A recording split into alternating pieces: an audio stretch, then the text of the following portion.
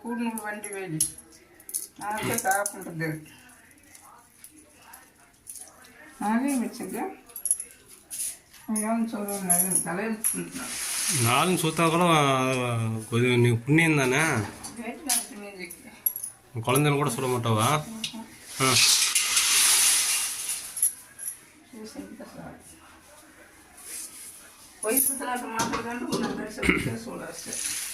நான் எந்த நீ தர போய் பத்தலாட்டு சொன்னா